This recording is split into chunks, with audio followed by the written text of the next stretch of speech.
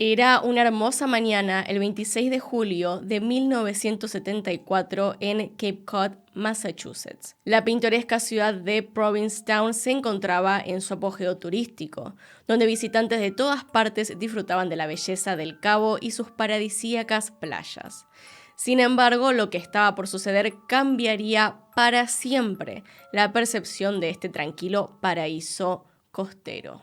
Era un día perfecto para una caminata por la playa. Leslie Metcalf, una niña de 12 años, acompañada de sus padres, familiares y unos perros, se adentró en las dunas de Race Point Beach. Lo que debería haber sido un agradable día de playa pronto se convirtió en una pesadilla.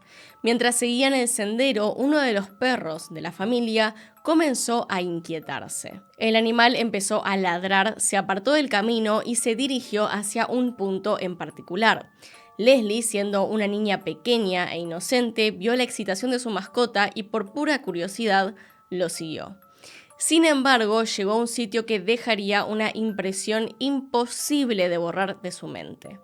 Ante sus ojos, en aquel lugar, yacía el cuerpo de una mujer desnuda, postrada boca abajo sobre una toalla en la arena con la cabeza apoyada sobre un par de pantalones Wrangler doblados.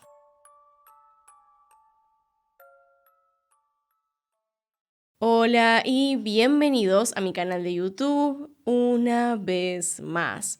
Hoy tenemos el caso de Ruth Marie Terry. Ahí arriba en la que está en pantalla pueden ver el resto de mis casos. Acá abajo tienen mis redes sociales por si quieren seguirme en alguna de ellas. Y sin nada más que decir, comencemos.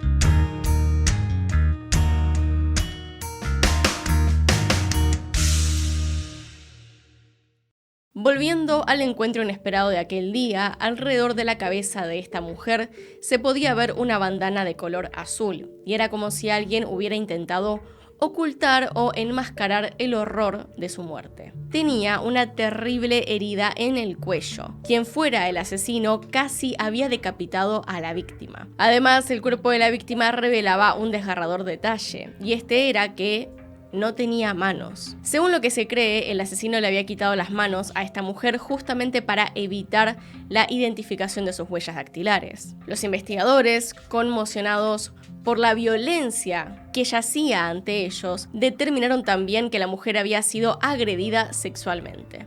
En cuanto a la escena del crimen, la arena permanecía imperturbable, sin rastro de lucha o resistencia alguna, lo que hacía que el asesinato resultara aún más incomprensible. Un detalle de la investigación se centró en una huella que parecía ser la única evidencia de presencia humana en el área. A unos 5 metros de distancia se descubrieron huellas de neumáticos de bicicleta, pero extrañamente no llevaban a ningún destino aparente. Esta anomalía solo añadía un elemento de misterio a una escena ya de por sí que era desconcertante. Con el tiempo, la víctima fue apodada como Lady of the Dunes o la Dama de las Dunas, y el caso quedó sin resolver por años.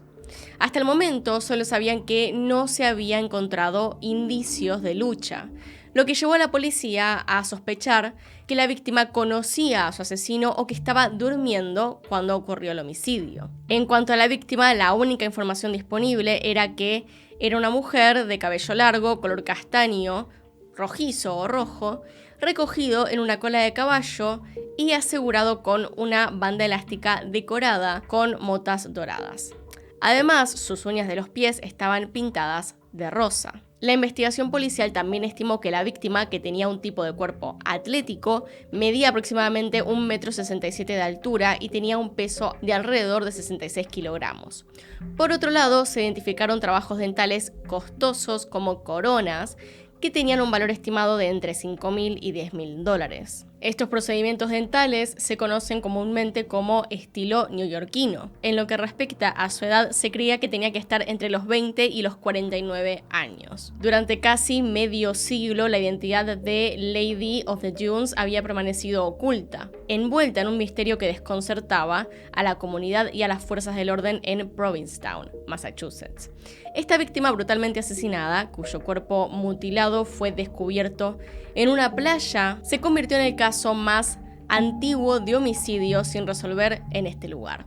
Cada pista nueva parecía llevar a un callejón sin salida, y las teorías se entrecruzaban sin poder proporcionar una respuesta definitiva. Una de las teorías justamente más intrigantes surgió cuando una mujer de Maryland llegó a creer que la víctima podría ser su hermana desaparecida.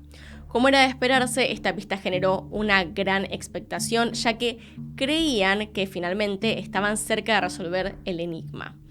Sin embargo, las pruebas de ADN revelaron que no se trataba de su hermana. Otra teoría decía que la Lady of the Dunes podría ser Rory Jean Kessinger, la hija de un notorio traficante de drogas que había escapado de Plymouth County Correctional Facility de Massachusetts. Esto había ocurrido justamente un año antes del hallazgo del cuerpo. Esta información generó cierta tensión en los medios, pero, otra vez, las pruebas de ADN descartaron esta posibilidad y la identidad de la víctima seguía siendo un rompecabezas sin resolver. Sin embargo, una teoría llamativa capturó la imaginación de muchos en 2015. Joe Hill, el hijo del maestro del terror Stephen King, observó una escena en la película Jaws de Steven Spielberg. En una toma de fondo notó a una mujer que se asemejaba sorprendentemente a la descripción de la víctima de este caso. Vestía unos jeans y una bandana azul, elementos que coincidían con la escena del crimen. La idea de que la víctima hubiera sido un extra en una película tan icónica como Jaws resultaba bastante intrigante. Sin embargo, el sargento retirado Warren Tobias, quien había investigado el caso durante 2 décadas, consideró esta teoría poco probable. Además, argumentó que no se debían dejar llevar por la vestimenta, ya que en la década de los 70 muchas mujeres vestían de manera similar, y la falta de pruebas sólidas impedía que esta pista se convirtiera en un avance definitivo en el caso. El misterio sobre la identidad de la víctima y su conexión con la película Jaws continuaba, y la verdadera historia detrás de la Lady of the Dunes se mantenía elusiva. Además del enigma de la identidad de la víctima, el caso involucraba a un asesino que hasta ese momento nunca había sido identificado. A lo largo de los años fueron surgiendo varias teorías y sospechosos, pero ninguno de ellos había llevado a un arresto o a una condena. En 1987, una mujer canadiense afirmó haber sido testigo de cómo su padre estrangulaba a la misma mujer durante un viaje familiar a Provincetown en la década de 1970. Esta afirmación habría sido un gran avance en el caso si se hubiera podido verificar. Pero cuando la policía intentó contactar a la testigo para obtener más información, se encontraron con un callejón sin salida, ya que se había mudado y no se pudo localizar nuevamente. Una última teoría sugería que el asesino podría ser el mafioso James Whitney Bulger. Supuestamente se le había visto con una mujer que coincidía con la descripción de esta víctima, pero esa teoría era más de lo mismo, suposiciones sin una evidencia sólida que las pudiera respaldar, por lo que de nada servía para resolver el caso. En el año 2000 ocurrió algo bastante particular. Un hombre llamado Hayden Clark confesó ser el asesino. Este hombre admitió el homicidio y expresó lo siguiente: podría haber dicho a la policía la identidad de la víctima, pero después de haber sido agredido por ellos, no iba a decirles nada. Este asesinato aún no se ha resuelto y lo que las autoridades buscan se encuentra en el jardín de mi abuelo. Sin embargo, los investigadores afirmaron que Clark padecía esquizofrenia paranoide, una afección que tranquilamente podría llevar a la falsa confesión de un crimen. En abril del 2000, Clark llevó a la policía a un lugar donde aseguró haber enterrado a 2 víctimas 2 décadas atrás. También afirmó haber asesinado a varias personas en varios estados entre las décadas de los 70 y los 90. Por último, en el 2004, Clark envió una carta a un amigo en la que afirmaba haber cometido un asesinato en Cape Cod, Massachusetts. También envió 2 dibujos, uno representando a una mujer sin ropa y sin manos, tumbada boca abajo, y otro que mostraba un mapa que indicaba la ubicación del cuerpo. Todo esto claro que resultaba bastante sospechoso, pero como su confesión estaba llena de inconsistencias y además se sabía que sufría de esquizofrenia, había muchas dudas sobre la credibilidad de su historia. Tampoco existían pruebas sólidas que lo vincularan de manera concluyente con el crimen. Y otra vez, el misterio de quién había cometido este asesinato continuaba sin resolverse, lo que llevó a este caso a permanecer en el mismo lugar en que estuvo desde el principio, la nada misma. A medida que el tiempo avanzaba, la esperanza de resolver este misterio disminuía, hasta que en octubre del 2022, un avance científico asombró al mundo al revelar la identidad de la Lady of the Dunes. En esos años que pasaron sin saber nada, la ciencia había avanzado de manera significativa. Y los investigadores en ese momento ya podían acceder a bases de datos de ADN para rastrear posibles parentescos. Entonces, la clave para finalmente arrojar luz sobre su identidad fue el uso de la tecnología de ADN y la genealogía investigativa. La genealogía investigativa es un método que implica rastrear y analizar minuciosamente la información y las pistas relacionadas con una persona, como sus antecedentes familiares, genealogía y datos biográficos, para identificarla o establecer conexiones con otras personas. Ese mismo mes, el agente especial a cargo del FBI en Boston, Joe Bonavolonta, anunció la noticia que la comunidad había estado esperando durante décadas. A través de la genealogía investigativa, los científicos habían logrado identificar a la víctima. Su nombre finalmente fue revelado y es Ruth Marie Terry. Tenía 37 años cuando fue asesinada. El descubrimiento de la verdadera identidad de esta mujer desencadenó una serie de revelaciones. Ruth Marie Terry, originaria de Tennessee, tenía conexiones con California, Massachusetts y Michigan. Era mucho más que una desconocida sin nombre. Era una hija, hermana, tía, esposa y madre. Su identificación fue un momento de profundo pesar y alivio para su familia, quienes finalmente obtuvieron algo de información. El proceso de identificación comenzó con una muestra de ADN de la víctima que se comparó con las bases de datos disponibles. Aunque no se encontró una coincidencia directa, se detectaron coincidencias parciales con familiares lejanos en la base de datos. Los científicos entonces realizaron esta investigación genealógica y fueron reconstruyendo la historia de esta mujer. Si bien el hallazgo de su identidad fue un logro significativo, los investigadores ahora se centraban en descubrir quién había sido el asesino de esta mujer y por qué había cometido el crimen. Entonces, se centraron en encontrar al asesino y llevarlo ante la justicia. Investigando entonces, se descubrió que Terry se había casado con un hombre llamado Guy Rockwell Muldoon, y esto fue en 1974. Tras su matrimonio, la pareja había emprendido un viaje, pero lo curioso era que luego de este, Muldoon había regresado a su casa solo, manejando el auto que supuestamente le pertenecía en realidad a Terry. Además, cuando los conocidos de la pareja preguntaron sobre ella, este les explicó que su cónyuge había fallecido, lo cual claramente no era mentira.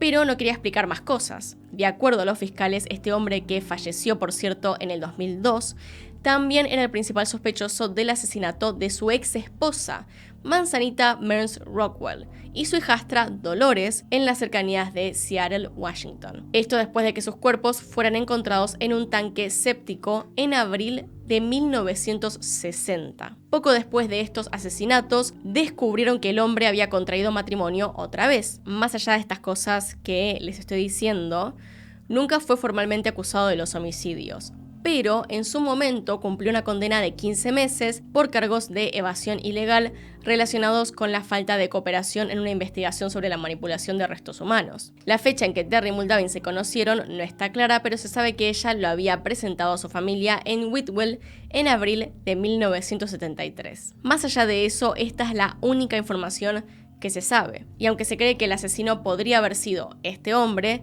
no es algo que podamos afirmar con toda la certeza del mundo, ya que falleció y no se pudo hacer más al respecto. Pero a ver si estuvo involucrado en otros 2 asesinatos y no dio muchas explicaciones con respecto al fallecimiento de su última esposa, entonces ¿qué más podemos esperar?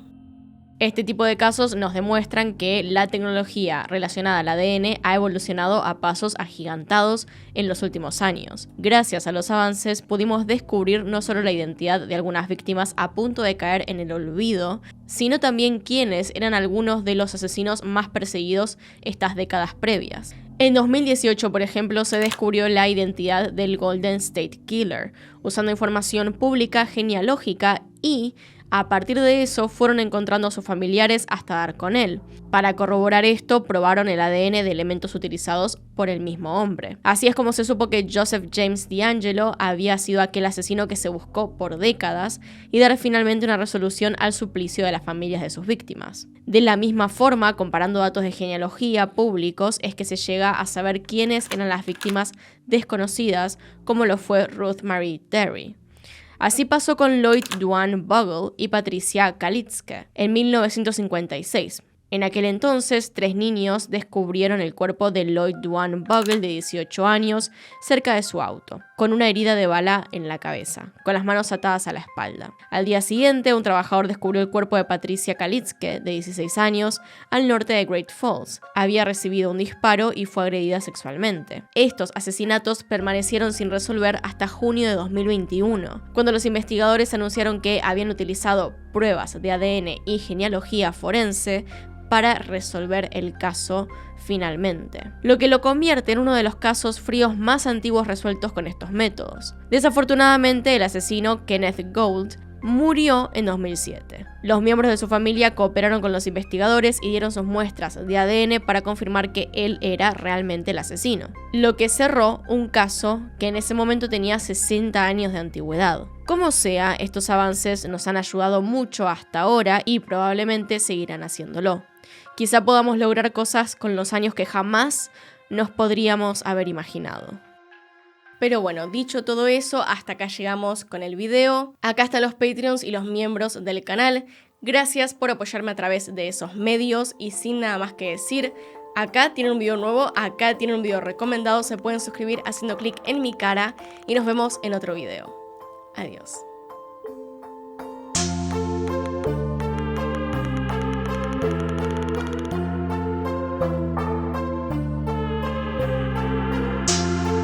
Thank you.